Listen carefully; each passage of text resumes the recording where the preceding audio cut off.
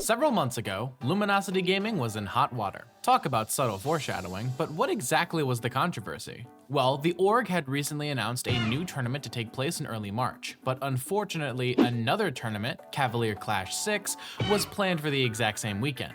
Online, there was an attitude that this was a grassroots versus big organization showdown, and many people decided to side with the grassroots tournament, with Cavalier Clash 6 becoming a major tournament, and Luminosity Madness not even being able to reach that milestone. When the weekend in question finally came, LG Madness was somewhat neglected by spectators and players alike, but many LG players were still going, as per their contractual obligations. And since LG Madness was in Florida, a lot of Floridian competitors and players from nearby states found it more convenient to attend LG Madness versus Cav Clash. And one of those Floridian attendees would end up facing off against one of Luminosity's players, a player who had a massive impact both in and outside of the game. This is the story of ColdFront's Dominator versus Luminosity's Mars. Before we get to the main event, let's give a brief bio on both of our competitors, starting with the hometown hero. Dominator is a Floridian Mario main who had been establishing himself as NA's best Mario player during Kurama's absence from the competitive scene. While mostly an American regional threat, he had started to make some big waves. Most notably, a few months before LG Madness went down, Dominator got his best win at Cirque du CFL 4, a Florida major, where he defeated Hurt, the Japanese Snake main who, at the time, was the forerunner for the best player in the world. This, along with good regional wins at the lead up to the tournament, led to Dominator being the highest seeded Floridian player at LG Madness. And in the other corner, we've got Mars, the famous top player across several Smash titles who's gained even more notoriety as a content creator on YouTube. Mars had been gone from the pinnacle of competition, but had started a resurgence. Particularly, LG Madness was coming mere months after Mars had defeated Mia at Supernova and his second place finish at Wavelength, where he had defeated Syrup and Zomba. So now we've got our two competitors, who have both been surging up in the competitive scene. Dominator for the first time, and Mars riding the roller coaster of his ultimate career. And as the two entered into Luminosity Madness, they started in the same pool, both fighting their way to top 32, and with only Dominator dropping a game to Sora main Soleado. And once in top 32, they'd only defeat one more opponent each, with Dominator 3-0ing Pikachu main Storm and Mars 3-0ing Meta Knight main Lukechito. With these quick wins, the two competitors went up against one another in what would go down as the hypest set of the entire tournament, as the new blood faced off against the old guard to see who would make top 8 through winner's side. Mars started off game 1 hot, getting a fast 32%. Extending a lead by keeping his space with Zayers and capitalizing on a whiffed up B to get Dominator to kill percent, eventually finding the stock before even having 45%. Dominator was having a really hard time getting in on Mars, and even more than that, capitalizing on his openings better than Mars was, with the ZSS's exceptionally tight and well-practiced combos. The movement and spacing was just too deadly, and it was clear that Mars was on fire, though Dominator did begin to fight back on his last stock, finding particular success with his ledge trapping, finding 2 of Mars's stocks on the ledge. But the 3-1 stock lead that Mars had accumulated early on was just too large of a deficit for Dominator to come back from, and Mars took first blood in the set with a game 1 win.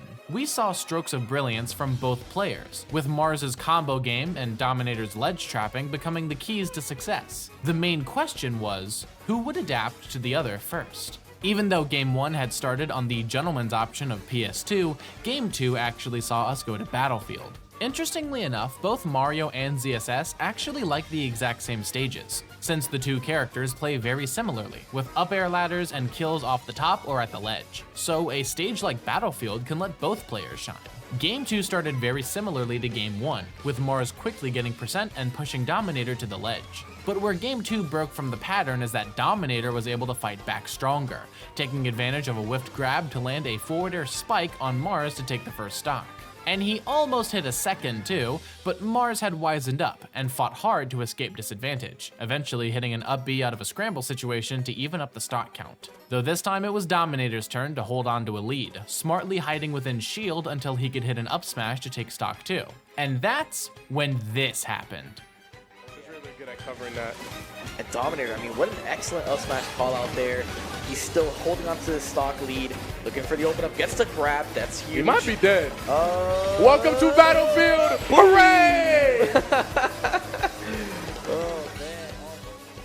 Needless to say, we would not be going back to Battlefield for the remainder of the set, with the two players deciding to stay on PS2 for the rest of the games. Carrying on his momentum from the end of Game 2, Dominator was the one starting Game 3 with a big lead, doing a good job catching Mars out of the sky with up air. But Mars found a nice opening with down smash into up B, which eventually converted into a ledge trap to take the first stock. And Mars ran with this momentum shift, getting percents to nearly even while being up an entire stock, and then going up 3 stocks to 1 against Dominator, just like he had in Game 1. Unlike Game 1, Dominator wouldn't even be able to bring it to last stock, with Mars winning a dominant Game 3. It seems like if Mars can get a big lead in the beginning, he can win the game, but if Dominator can stop Mars's momentum, he'd have a chance. That's why it didn't bode well for Dominator when Mars found the first stock off of an edge guard on the left side of the stage. By the time Dominator had evened up the stock count, he was nearly at 100%, and Mars extended his lead by taking the second stock prior to reaching even 40%. It looked as if Mars would take the game and the set right there, but once again relying on his good ledge play, Dominator found the stock off of an up smash when Mars was desperately trying to return to neutral. On the ledge with 132 on the board and not even 20% on Mars, this happened. And that's disadvantage. And it's doable, but the gap is kind of just closing. Mars is running away, but Winnable! here's an open up. Winnable! Here's an open up. Winnable! Oh, man. Oh, shoot. I thought he was going to go on 6 and 4 there. Oh, No way he did that! No way he did that! No way he did that! Oh my God! No way he did that! No way he did that! Dominator had now brought us to a Game 5 scenario. But here's the thing, this set had followed a very classic format. Mars won a game, then Dominator, then Mars, and now Dominator. If this set continued to follow the pattern, then Mars would win this crucial Game 5. It was up to Dominator to change fate. Game 5 saw Mars and Dominator go back and forth, no one player getting a lead, but with Dominator finding the first stock with a back air, once again, at the ledge. But Dominator would not hold on to that lead for long, with Mars's flip kick finding Dominator's second stock off of the ledge, putting him on the last stock of the set. But when Mars whiffed an F smash in center stage, Dominator brought us back to even stocks. He had made a steeper comeback before, and it was time to do or die. Crazy. Mars, unfortunately, dropping shield a little bit early. I think he might have tried to parry it as well. Oh no! This is so scary for Mars. Okay, yeah. Not giving him that air dodge, thankfully. Yeah, he just gets away there, but this is basically even. Has to be careful here. What's the option? This ledge trap right here is everything. Yeah, Mars looking for that back air. Gets him back here, puts Dominator off stage once again. He's still in that ledge trap situation. Good roll in. Oh man, and open up. Ooh, that last up air hit. Ooh, gets up air again. This is still so close. Dominator's looking for any opening here. Man, this has been the most intense game so far. This is crazy. DF still keeping Dom away. The air dodge. Oh my God, Dom just like, he's doing such a good job of playing patient at the ledge right here. Oh no, that's so scary. Now it's a reversal situation. Now Mars is in disadvantage. Resets again. ZSS so good at resetting out of disadvantage. Gets the grab. This grab finally gonna get a ledge trap scenario. He parries. He parries No. it. He does not man. find it. Unfortunately, he does not find the up smash there. Oh man. And Mars doing the BPLB, hitting him a little bit. And Dom, He's dead. he got it. And that's it. Oh, man. And Dominator takes it Game 5 over Mars. What a set. The pop-up, the entire crowd going crazy right now. And with that, Dominator defeated Mars in a tense Game 5 situation, sending the old guard down into losers and making it to top 8 through winner's side. Though Mars did still make top 8 by defeating Belmont main Karu down in losers. Once in top 8, both competitors actually went on a similar journey. Dominator lost to Tweak in winner semis and then dropped into losers against Meister, prompting a counterpick to Joker, which lost in a quick 3-0. While Mars, on the other hand, defeated Kobe in losers 8s, only to lose 3-1 to Mutace in losers quarterfinals, with both Mars and Dominator tying for 5th. With both of these competitors matching each other's placements, perhaps there's something to be said about the coexistence of old guard and new blood. Whatever the case, I've been RISTERMICE, and thank you all so very much for watching.